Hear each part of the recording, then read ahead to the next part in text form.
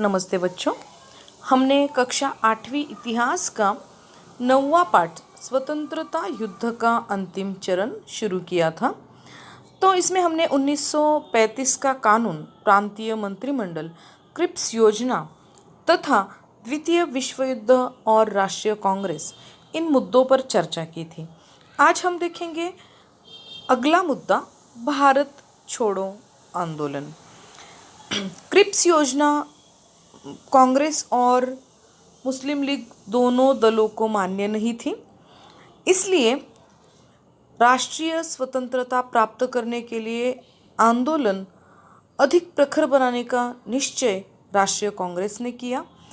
इसी हेतु 14 जुलाई 1942 में वर्धा में जो राष्ट्रीय कांग्रेस की कार्यकारिणी थी, वहाँ पर उन्होंने ब्रिटिशों को यह आदेश दिया कि ब्रिटिश भारत की जो सत्ता है वो तुरंत समाप्त कर भारत को स्वतंत्रता प्रदान करे, नहीं तो राष्ट्रीय कांग्रेस भारत की स्वतंत्रता प्राप्ति के लिए अहिंसक आंदोलन प्रारंभ करेगी।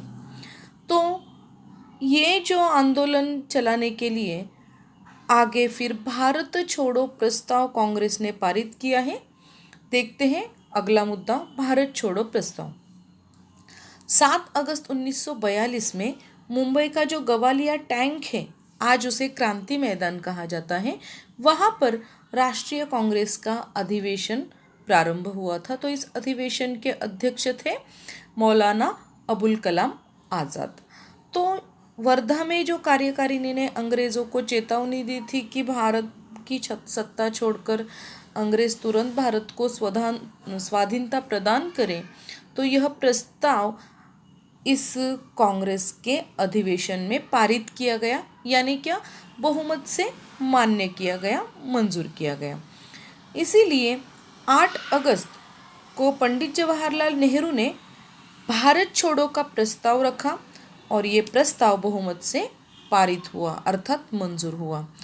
गांधी जी ने देशव्यापी अहिंसक आंदोलन प्रारंभ करने का निर्णय लिया और गांधी जी ने प्रत्येक स्त्री पुरुष को, भारतीय नागरिकों को यह संदेश दिया था कि इसी क्षण से प्रत्येक स्त्री पुरुष यह मान ले कि वह स्वतंत्र हुए हैं और स्वतंत्र भारत के नागरिक के रूप में वो व्यवहार करें। हम भारत को स्वतंत्र करेंगे, ऐसा प्रयास करने का आह्वान महात्मा गांधी जी ने जनता को किया। इसी के साथ साथ गांधी जी ने जनता से करेंगे या मरेंगे इस भावना से बलिदान देने के लिए तैयार रहने का स्फूर्तिदायी आह्वान किया।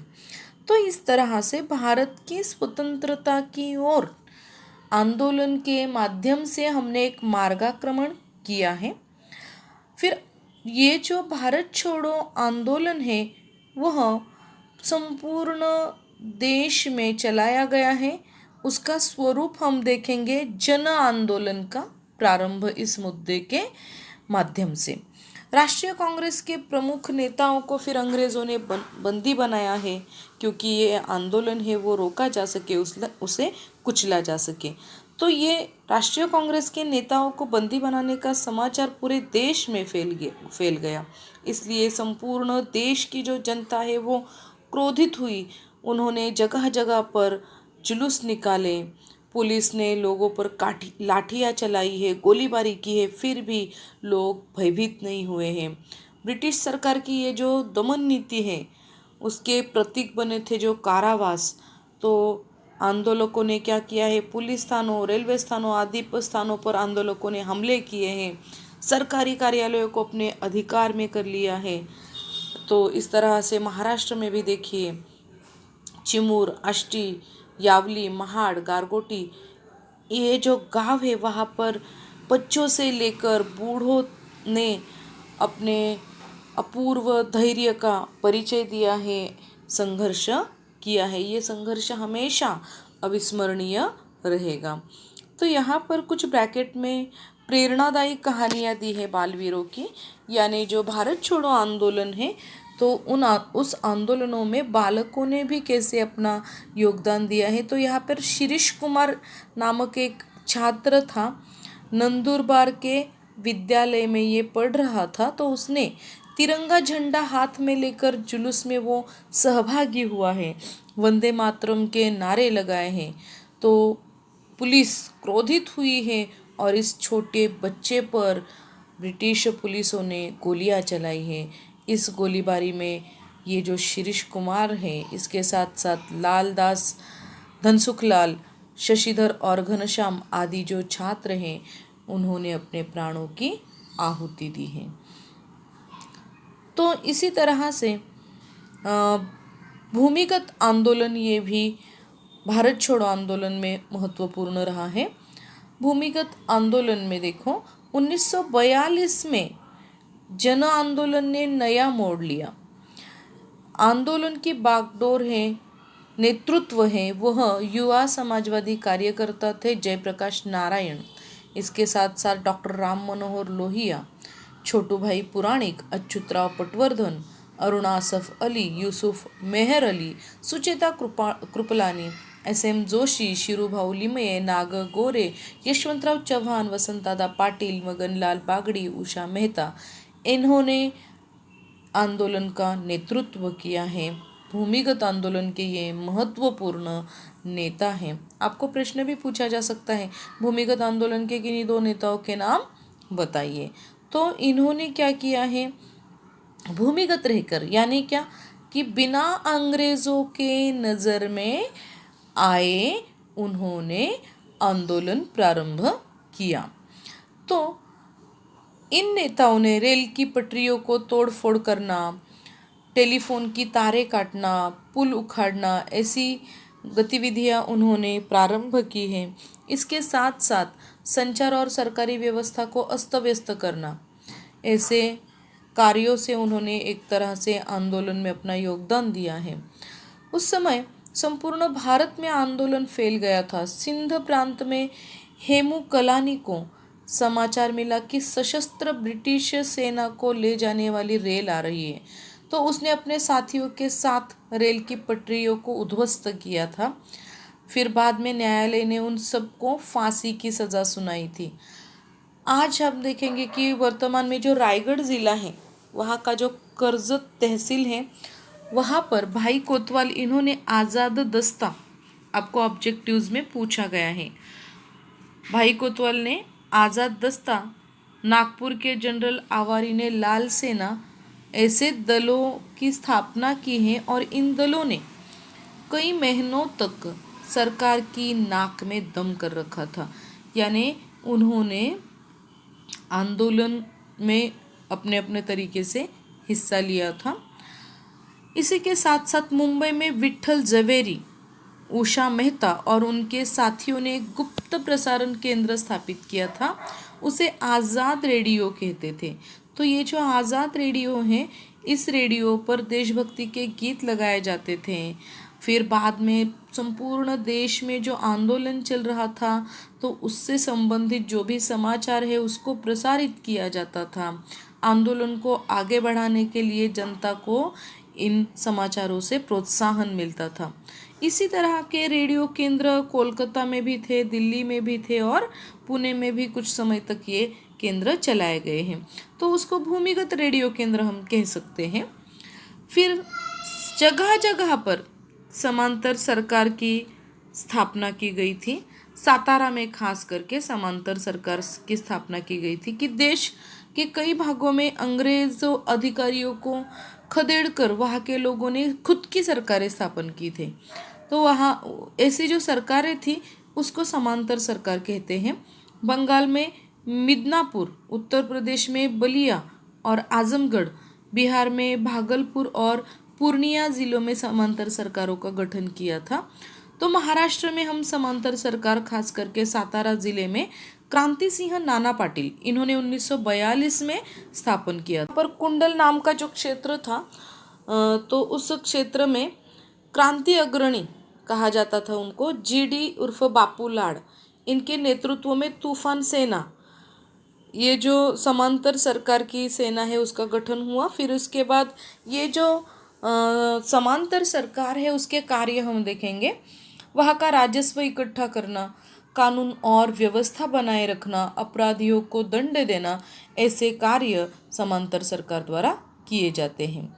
ये जो समांतर सरकार के कार्य लिखिए, इस तरह का प्रश्न आपको स्वाध्याय में पूछा गया है। समांतर सरकार ने लोक न्यायालय भी स्थापन किए गए थे। तो इन लोक न्यायालयों में लोगों के विवादों का निपटारा तुरंत किया जाता था और लोग उसको स्वीकार भी करते थे। इस तरह से साहूकारी प्रथा पर बंदी लाई है समांतर सरकार ने। शराबबंदी, साक्षरता का प्रसार, जाति भेद उन्मूलन, ऐसे बहुत सारे रचनात्मक कार्य इस सातारा के समांतर सरकार ने किए हैं। इसका परिणाम यह हुआ कि समांतर सरकार जनता के लिए एक प्रेरणादायी सिद्ध होने लगी है। फिर अब हम अगले पॉइंट में हम देखेंगे कि भारत छोड़ो आंदोलन का महत्व। 1942 में ये जो भारत छोड़ो देशव्यापी आंदोलन चलाया गया था, तो इस आंदोलन ने बहुत ही बड़ा स्वरूप धारण कर लिया था। स्वतंत्रता प्राप्ति का लक्ष्य रखकर ये आंदोलन चलाया गया था। असंख्य भारतीयों ने अपने प्राणों का बलिदान दिया था। अगणित लोगों ने अपने जीवन की आहुति दी थी।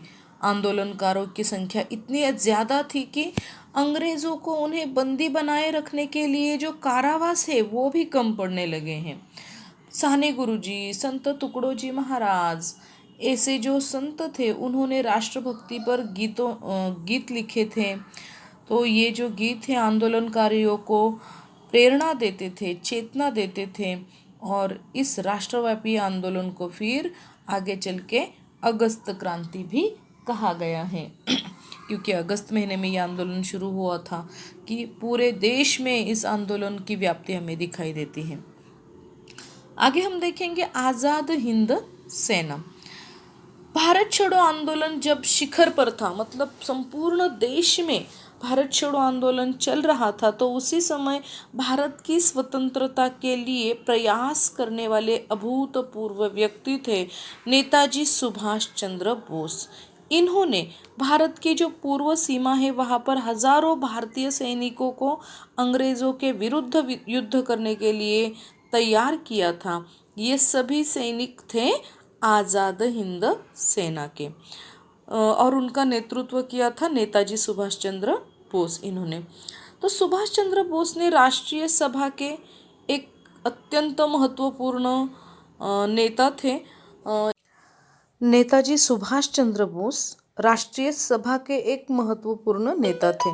राष्ट्रीय सभा यानी भारतीय राष्ट्रीय कांग्रेस। उन्होंने 2 बार राष्ट्रीय कांग्रेस का अध्यक्ष पद भी विभूषित किया था। तो उनका कहना यह था कि इंग्लैंड अब द्वितीय विश्व युद्ध में उलझा हुआ है, तो भारत को इसी बात का लाभ उठाते हुए अपना जो स्वतंत्रता प्राप्ति के लिए आंदोलन है वो अधिक प्रखर बनाना चाहिए और इसके लिए अंग्रेज़ों के जो शत्रु राष्ट्र हैं उनसे भी हम सहयोग प्राप्त कर सकते थे। किंतु राष्ट्रीय कांग्रेस के कुछ वरिष्ठ नेता थे, उनको यह बात मान्य नहीं था। इसलिए सुभाष चंद्र बोस और राष्ट्रीय कांग्रेस के वरिष्ठ नेता इनके बीच वैचारिक मतभेद हुए और इसका परिणाम यह हुआ कि सुभाष चंद्र बोस ने अपने राष्ट्रीय सभा का अर्थात भारतीय राष्ट्रीय कांग्रेस के अध्यक्ष पद का त्यागपत्र दे दिया। फिर जनता के सामने अपने विचार प्रस्तुत करने के लिए सुभाष चंद्र बोस इन्होंने फॉरवर्ड ब्लॉक इस दल की स्थापना की। आपको ये प्रश्न स्वाध्याय में पूछा गया है। सुभाष चंद्र बोस ने अपने भाषणों द्वारा अंग्रेजी सत्ता के विरोध में विद्रोह करने का आह्वान भारतीयों से किया था। इसका परिणाम ये हुआ कि अंग्रेज सरकार ने सुभाष चंद्र बोस को तुरंत बंदी बना लिया। सुभाष चंद्र बोस ने जेल में आमरण अनशन यानी उपोषण प्रारंभ किया। इसका परिणाम ये हुआ कि अंग्रेज सरकार ने उनको उनके घर में ही नज़रबंद करके रखा गया। फिर बाद में सुभाष चंद्र बोस अपने घर से कुछ भेष बदल कर वो वहाँ से निकल गए और 1941 में अप्रैल में वो जर्मनी पहुँचे और उन्होंने जर्मनी में बर्लिन रेडियो केंद्र था। तो इस बर्लिन रेडियो केंद्र से सुभाष चंद्र बोस ने भारतीय जनता को भारत की स्वतंत्रता प्राप्ति के लिए सशस्त्र युद्ध में सहभाग लेने का आह्वान किया। उस समय सुभाष चंद्र बोस के जो भाई थे रास बिहारी बोस, इन्होंने सुभाष चंद्र बोस इन्हें जापान आने का निमंत्रण दिया। तो फिर हम देखेंगे कि रास बिहारी बोस जापान में थे, तो उन्होंने वहाँ पर आज़ाद हिंद सेना की स्थापना की थी। तो उसके कार्य के बारे में हम जानकारी लेंगे। देखते हैं अपना अगला पॉइंट, आज़ाद हिंद सेना की स्थापना। रास बिहारी बोस जापान में 1915 से रह रहे थे। दक्षिण और पूर्व एशिया के जो देश प्रेमी भारतीय थे उनको उन्होंने संगठित किया था और वहाँ पर उन्होंने इंडियन इंडिपेंडेंट लीग नाम का संगठन स्थापन किया था। किसने? रास बिहारी बोस, इन्होंने।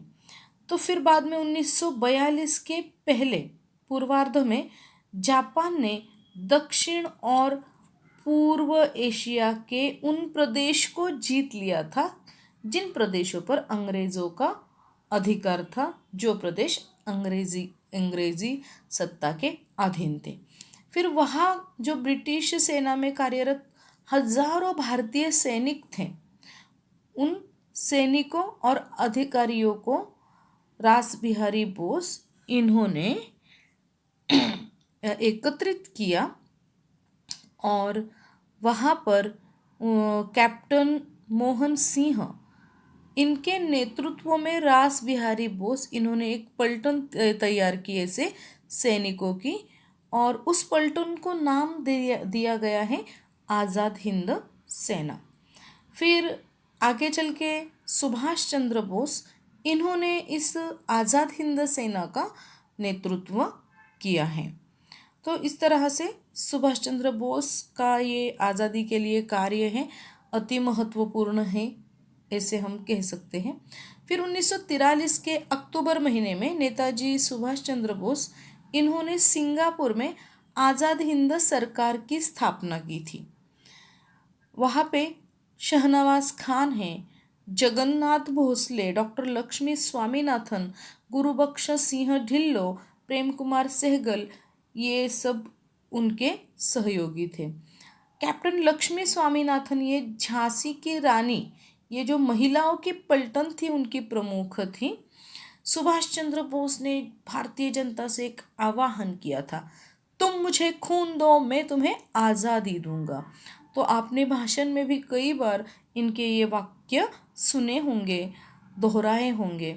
तो इस तरह से सुभाष चंद्र बोस के आज़ाद हिंद सेना का महत्वपूर्ण कार्य हम कह सकते थे।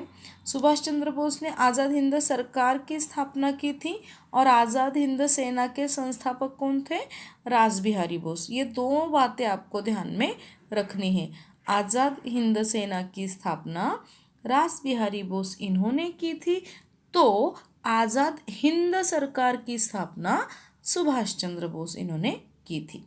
तो अब हम देखेंगे आज़ाद हिंद सेना के कुछ पराक्रम, उनके कुछ कार्य। आज़ाद हिंद सेना का पराक्रम अपना अगला पॉइंट। आज़ाद हिंद सेना ने नवंबर 1943 में जापान ने अंडमान और निकोबार ये जो द्वीप समूह जीतकर आज़ाद हिंद सेना को सौंप दिए थे। तो यहाँ पर निकोबार द्वीप समूह और अंडमान द्वीप समूह, इन्हें देखो क्रमशः शहीद और स्वराज्य यह नाम दिया था। मतलब अंडमान को नाम दिया था शहीद और निकोबार को नाम दिया था स्वराज्य। फिर 1944 में आज़ाद हिंद सेना ने म्यांमार में जो आरकान प्रदेश था उस पर आक्रमण किया और वो प्रदेश जीतकर अपने कब्जे में लिया, अपने नियंत्रण में लिया।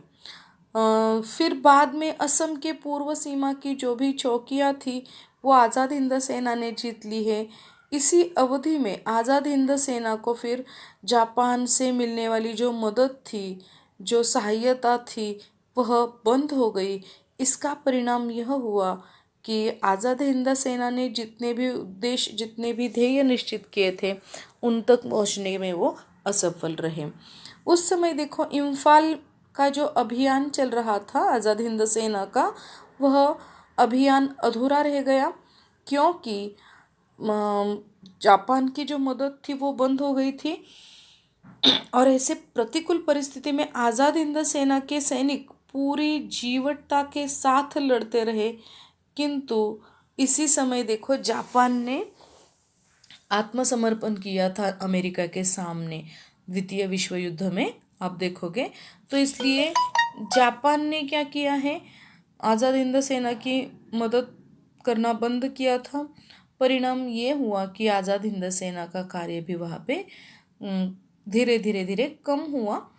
फिर बाद में 18 अगस्त 1945 को सुभाष चंद्र बोस का विमान दुर्घटना में निधन हुआ था, और फिर इसी परिस्थिति में आज़ाद हिंद सेना के सामने हथियार डालने के सिवाय दूसरा कोई विकल्प नहीं बचा था।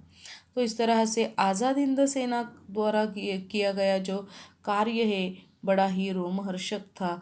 आज़ाद हिंद सेना का ये युग फिर यहाँ पे समाप्त हुआ दिखाई देता है। आगे चल के ब्रिटिश सरकार ने आज़ाद हिंद सेना के जो भी अधिकारी थे उन पर राजद्रोह लगाया है।